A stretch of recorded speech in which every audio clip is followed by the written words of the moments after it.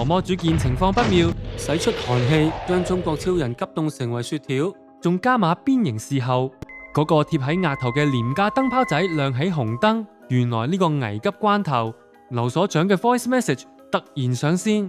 原來佢早早留低咗5粒烽火彈俾超人，但畫面一轉，呢邊點解變咗8粒啊？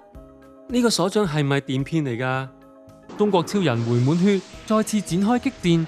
佢好快就消滅咗2隻不倒翁怪。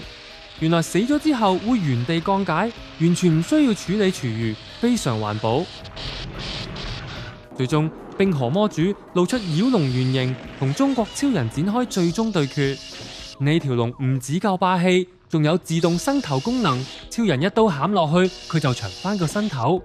連冚5次，頭生頭滅，畫面堪稱無限循環。